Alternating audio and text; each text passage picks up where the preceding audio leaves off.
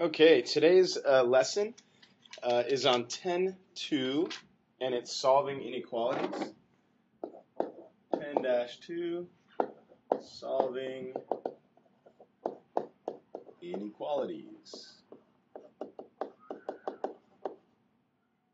My guess is you'll find as I go through a few examples of this that it is almost exactly the same as solving equations, excuse me, with one little difference that I'll get to later. But the first thing we're going to try is we'll start out a little easy. X minus 7 is less than or equal to 16. X minus 7 is less than or equal to 16. Okay, so just like as if this were an equation, if this thing was an equal sign, this would be a very easy thing for us to solve. We would do it by adding 7 to both sides. And the reason we can do that, when there was an equation, we had the, what was that called? The addition property of equality. When it's an inequality, we call it the addition property of order. So when we solve this inequality, we end up with x is less than 23, 24, 23. And then we need to graph it, and you'll remember from last year when we want to graph something like this, we need to put a dot or an open circle at the boundary, and the boundary in this case is 23. We don't actually have to write every single number on the number line, but just to get an idea of what's going on, put an open circle. Nope, this is less than or equal to, so it's a closed circle on 23. Shade everything lower than that. Okay, because if you plugged in things less than 23, you would get a true statement. So if you plugged in 0, that would definitely be less than 23, or 5, or negative 100. 23 would also work. That's why we put a closed dot on it, to show that 23 would be a true statement if we plugged it in for x. The next one we're going to try is a plus 4. Let's do a new color here, number 2. A plus 4 is less than a plus 1. Okay. So first of all, we need to get the letters on the same side. So we can do that by subtracting a from both sides. As you can see, this is going to cause a to go away and leave us with a statement that is not true, because 4 is not less than 1. Therefore, there's no solution to this problem. I mean, you don't really have to graph a no solution problem, but if you wanted to, it would look like this. I don't know. It would look like a graph with nothing on it, because there is no solution. Alright, let's try a new one that'll bring us to the thing that makes solving inequalities different than solving equalities, and that is p over negative 13 is less than negative 3. Now if we were going to solve this, if that was an equation, we would multiply both sides by negative 13. When we do that, we would get p is less than 39. Okay. Before I continue and say that's the right answer, because it's not, we'll get back to this.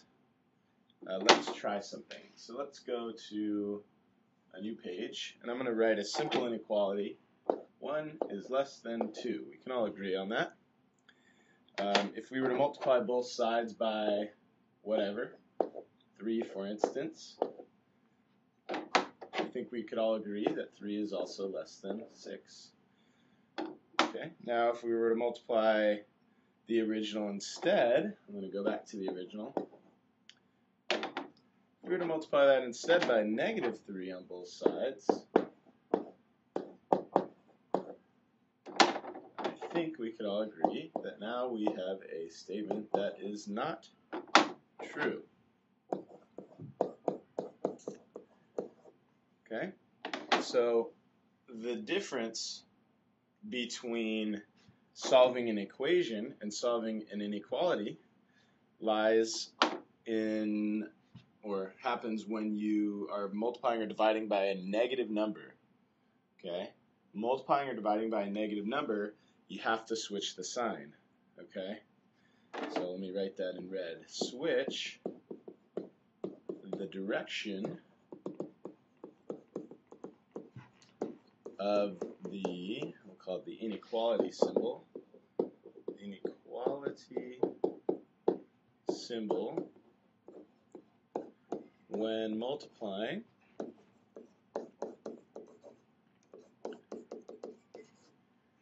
by a negative number. It's not just multiplying, it's multiplying or dividing. Where can I put that? Multiplying or dividing. The example I'm showing you now is just multiplication, but it works for division as well. Before we move on, let's just try one more thing. We know that this is true. Okay. The fact that the 1 is negative does not make it apply to the switching the direction. This red part, this part, only applies when you're actually doing the multiplication with a negative number. Notice, if I multiply both of these sides by 2, I still get negative 2 is less than 4, which is a true statement. So the fact that this number was negative, that is not what we're talking about. What we're talking about is this number here that we're multiplying with. Okay? That number would have to be negative. Okay? Or if we were going to divide, that number would have to be negative. Okay? Just having a negative number would not make us want to change the direction of the inequality. So, how does that apply back here? Well, we multiplied by a negative number. Therefore, we have to change the sign of the inequality. So it actually goes this direction. And we can show that by just plugging it back into the original.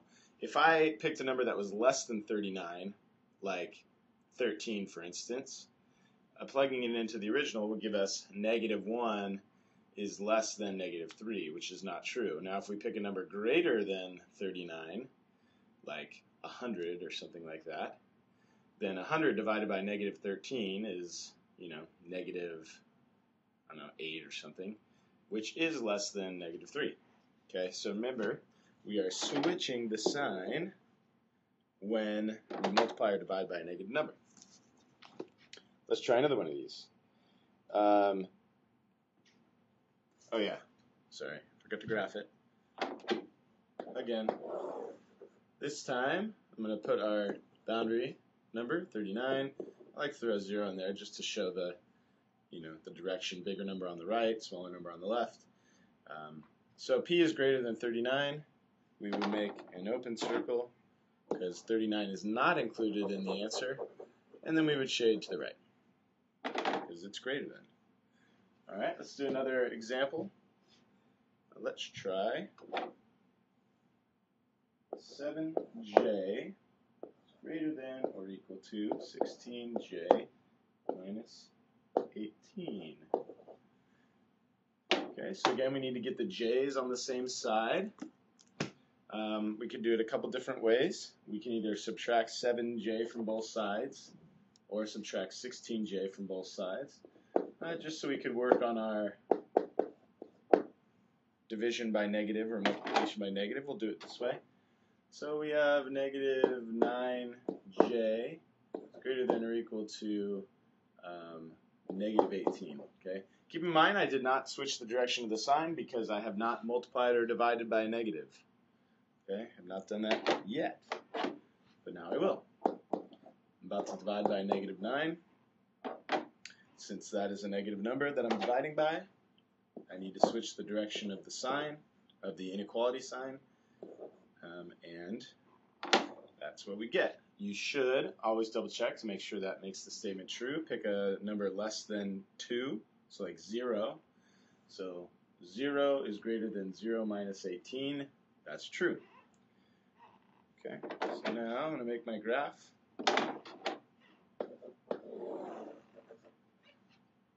2, 0 in there. ING graph 2 is included, so I'm going to make a closed circle. And everything less than 2. So all that is shaded, and that is your answer. All right, I'm going to stop this video now and start part 2.